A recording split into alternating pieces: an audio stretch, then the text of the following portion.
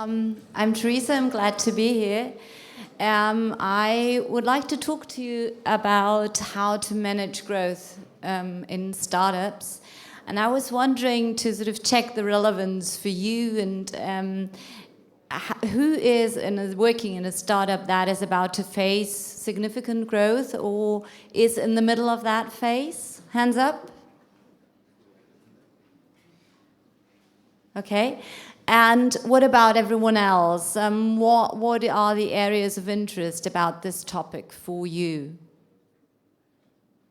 Or do you just want to listen and have a look how it would be going? What's the sort of best practice? Yes? Okay, good, great. Maybe first a couple of words about myself. I'm Tereza Sommerfeld. What I'm trained for is really law and economics. I've done a double degree, started my career with McKinsey and then dedicated my life to HR because that's what I felt was missing. I've been with Hey Group in Germany and abroad, and then when I came back I founded the company that really made me be able to talk about this topic, which is all about HR law. In 2011. These are all our clients, and I'm really proud because we were able to support them from really small up to 500 if you talk about Windeln, and even further. We still do trainings for them. What we do, we provide an external HR department, so we replace the whole HR, if you want to put it that way. If you look at the top 50 fastest growing startups, then we do support well over 10%, a handful of them. So we've really been through all the ups and downs of growing and what worked and what hasn't worked. These are, that's a translated quote of our clients. So if we go back to the topic of growing, then what is it about if you have the perspective, the pure HR perspective? I mean, mainly where does growth come from? It's about new hires. This is the very obvious stuff, and this is what everyone talks about, and it's great. But it's also about retention. It's about the existing staffs, and that's where, from our point of view, really the most challenges come from.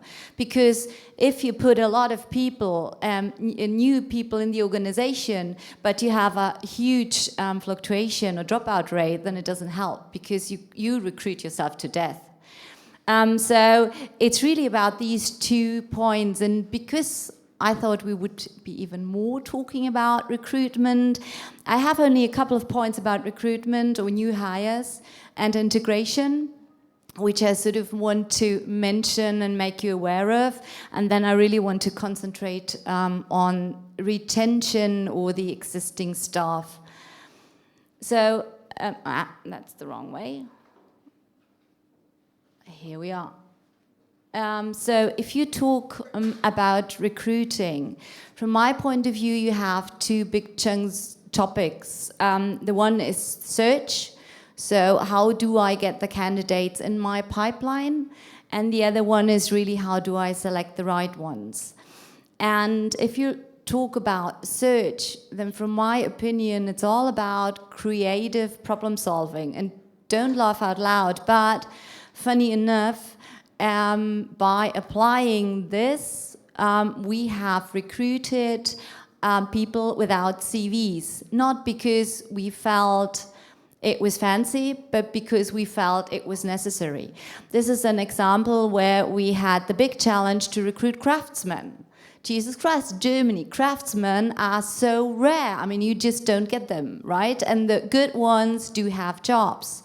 So what did we do? We thought about where can we reach them? How can we reach them? What do they do? And this is just pure analytics problem solving. And we found out that they all have a mobile, they don't want to apply by CV, they don't want to apply at all, they just want to write down the name, full stop, and want to be called back. And this is what we've did. And we really succeeded. So I think this is just one topic. I just sort of want to point out that if you look for candidates, it's really about getting really deep into the topic and think about where do they come from, how can I reach out to them. Also another thing that I think is important to look for a portfolio of candidates. So when you recruit people, be sure that you also recruit for people that might become fixed-term employees. So recruit working students, interns, etc., because this is a great source of future employees. When it comes to selection, I think from our point of view, a very big topic is recruit for passion. Do not recruit for skills. Recruit for character. And involve the company and the team really in the recruiting process. So if we go to the next big topic, leaving recruitment, and talk about integration into the company. There is one thing that integration is really kind of how you would call in Germany Handwerkszeug, but on the other hand, it's really important because it bears incredible financial risks. I tell you about one thing when we talk about onboarding, or maybe it's part of administration. We had an employee hired, Romanian passport, Greek working permit. She was working with us 5 months. Everything was fine. All the social welfare was paid, everything. She was signed up with all authorities you can ever imagine. After 5 months, we got a notice of public prosecution. Why? Because it was not a valid EU working permit, even though there was the EU sign on top of it. So just make sure that whatever concerns administration and legal stuff, you're really on the safe side and you have an expert there that checks again, because it might be either really unpleasant for the people participating, or it might be very expensive if you talk about payroll or personal files. Right, so going back, this is what I wanted to say about new hires. When we go back to the topic of retention or to the topic of company, so when you think about what happens when a startup starts to grow, basically it is a huge change project because everything turns upside down. You have the small, cozy little company where everyone knows everyone, where everyone talks to everyone, where there are no structures, no rules, where everyone helps each other. And suddenly, by growing, it develops into, do I know you? Who are you? Where is the founder? I don't talk to him anymore. Well, he's too busy with a company with processes and so on. And this is really something that you have to keep in mind. And I think what also you have to keep in mind that there are people who don't fit into a new maturing company anymore. This is really sad, but it happens often. It's okay, because those people just need a different environment. So also thinking about when you're a startup, you recruit for people, you recruit in a personal network, you sort of create the positions for the people. When you are once a matured company, a maturing company, then you look for people who fit to a position. So this is a very big change. So just be aware that there are losses on the way, and it's natural, and it might be a natural desired fluctuation. So what are the things that make people stay with the company? This is a study by Hayes in 2015-16, which is, all over all companies. But if you look at a startup, which is a different animal, so what are the growth enablers, how I would call them? It's leadership. It really is really, really important. It's robust performance management. It's training, developing people, because you're in a change and most of them don't have the skills that you do need. Internal communication, fair compensation, organization processes, and change management. These are the topics. I will go into depth with them. So if you talk about leadership, whom of you is a founder or CEO of a startup or a company? Not that many? Okay, otherwise I would have had bad or good news for you. It's really about them. They need to change and transform. It's sometimes hard, depends on their own maturity, their own commitment, their own emotional engagement towards the company, but it's about delegation. They need to transform into leaders, which is definitely not easy. And some of them, I don't know whether you've heard about that there is great entrepreneurs, might not be great managers, which is sometimes the case. So some of them might not make it. I mean, we've seen a couple of exits of the founders when companies have been growing. It's just the way it is. But they need to transform. They need to delegate and let their sort of baby grow. And then there is a huge thing around the middle management, which you really need to carefully select and maybe even exchange people. Because most of the times people that have been growing with you up to a certain stage might not be the managers that you need in future anymore. And this is really hard because it's sometimes about friends whom you have to tell the truth.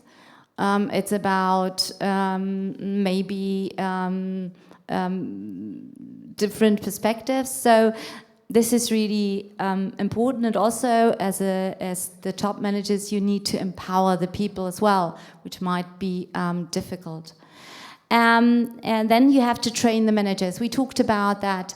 There is a change, and most of the times managers in startups, in growing startups, are people who came from just an ordinary employee role. I mean, they don't know how to manage. They've never learned it. They do it by the best they can, and it's really wise to train them to be able to get more know-how. And not only to rely on maybe natural skills or not natural skills. And also it's about teamwork. You really need to make sure your management is a team and you have diverse people that cooperate and work together so you get the best out of all.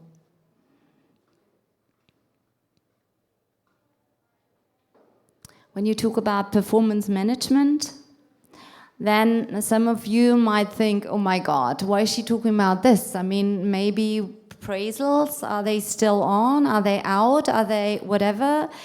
Well, the point is, as with recruitment, as with the topic, if CVs are out or on or are they needed or not, I think it always depends on the company and depends on the people who are in the company. So when you talk about a little startup, people had a lot of acknowledgement, a lot of feedback, direct communication. You need to make sure that they still receive this. And sometimes you need to install, first of all, a very rigid schedule with feedbacks, appraisals, and so on to make sure that this happens. And after a while, it gets automatic, and then you go back to a feedback culture. Where you don't have to have a rigid schedule, where feedback just happens naturally, and maybe then you can leave out all these appraisals, year-end performance reviews or half-year performance reviews or whatever. Then it's about training. And training not only happens in terms of training, so I go somewhere at an offsite and I get a training and then I go back at home and to try to apply it, but it happens very much on the job. So again, this is something around executives and leaders who need to enable people, empower people. Also, it happens with each other, peer groups, and it happens in terms of formal training, obviously. Then internal communication, this is a huge topic for growing startups, because suddenly this word to mouth doesn't work anymore. You don't meet each other, you don't see each other. There are too many people around. You don't know whether that is a new hire or maybe I've overseen him last month or whatever. Especially when you talk about, I mean, we've seen company recruiting 30, 40 people a month. And this was not only 1 month, it was sometimes 3 consecutive months, not over half a year, but sometimes. So it is really very important that you make sure internal communication works. And it's internal communication within the management.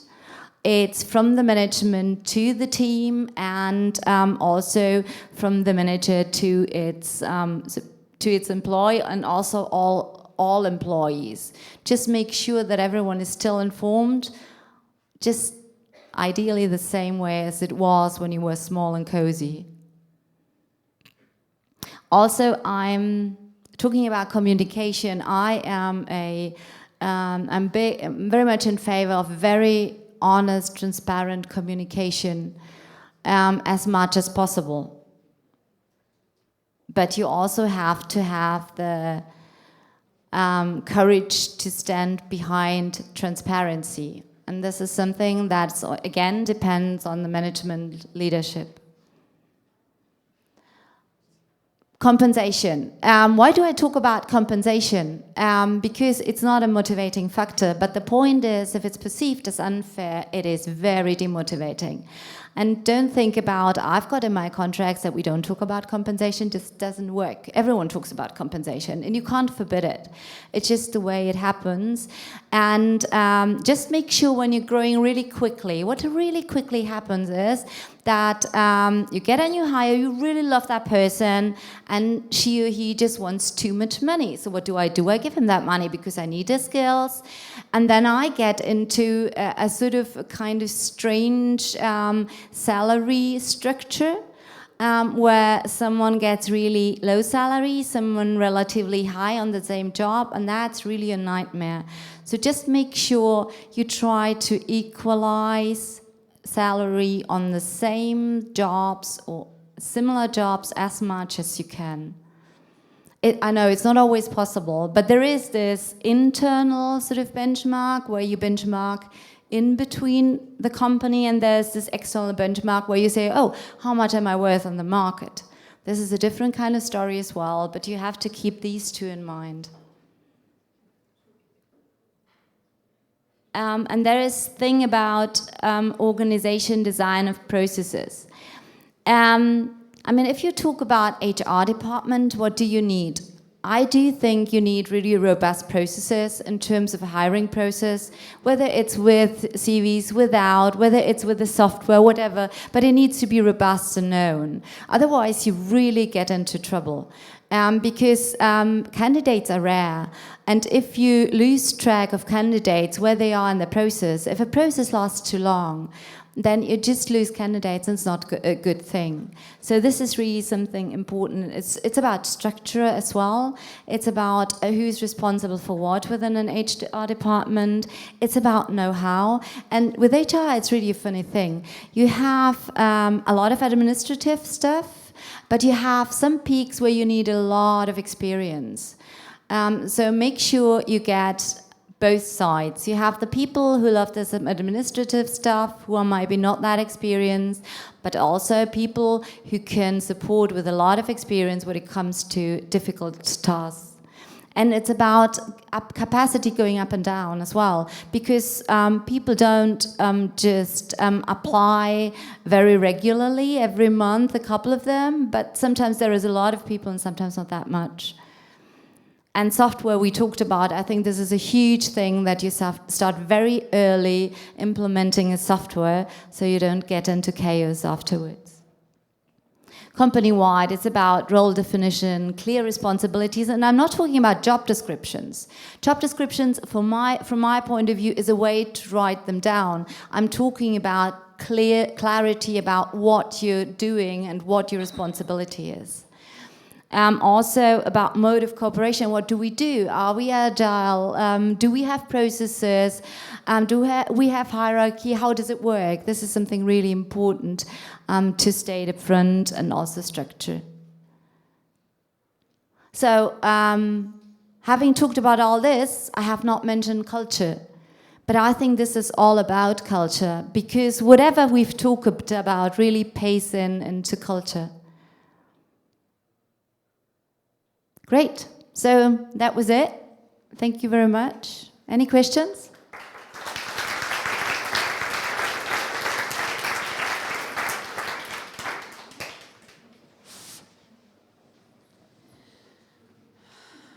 No questions? So, yeah. Here.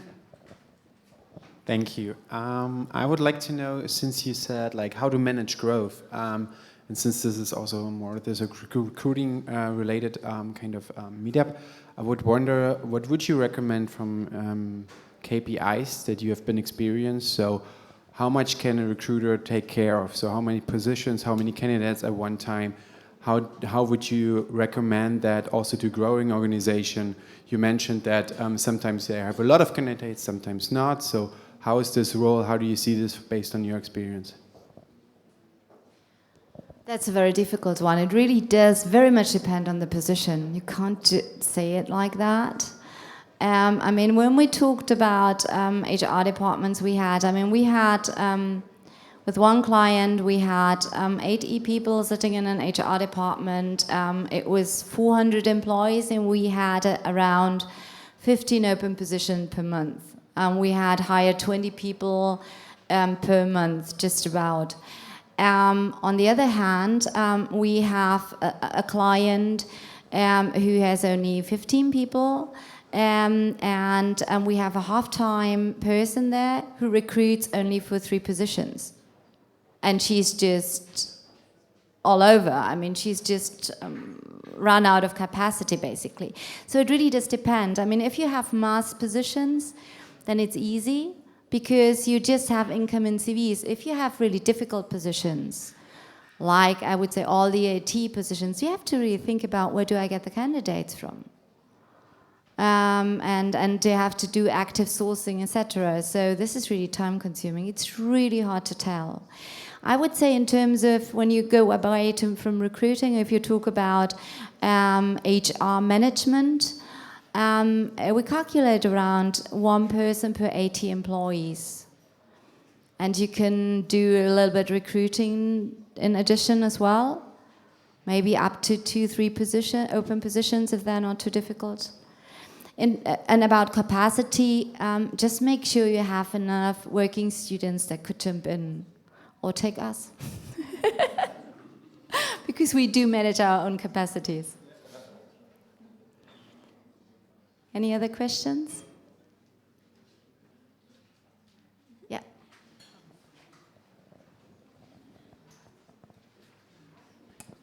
Thank you very much for your startup guide.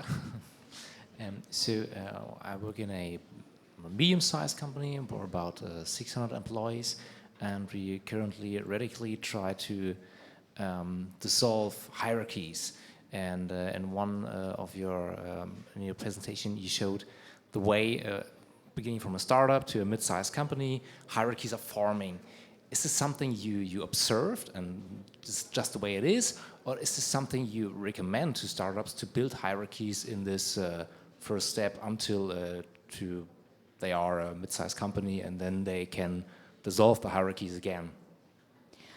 To be really honest, I can't imagine a 600 people company without hierarchies. It also depends what is your definition of hierarchies. I do think you need some kind of management and some kind of people giving sort of way. Maybe you can distribute it or divide it into small parts of I don't know, let's say 20 people. But for some reason, I think you need, the bigger a company becomes, the more structure and processes you really need. And what we discovered, we as a company are not suitable for companies over 500 employees because it gets too big, it gets too structured, too process-driven, too compliant, too much bureaucracy. We can't do that. So, you know, it depends on, I would say, I can't tell because I've never experienced a 600 people company. I've done that in my past, but not as an, you know, HR department. So it's for me hard to tell, but my hypothesis really would be probably you have to live with hierarchy, and if you don't want to have it, then try to divide the company into smaller pieces.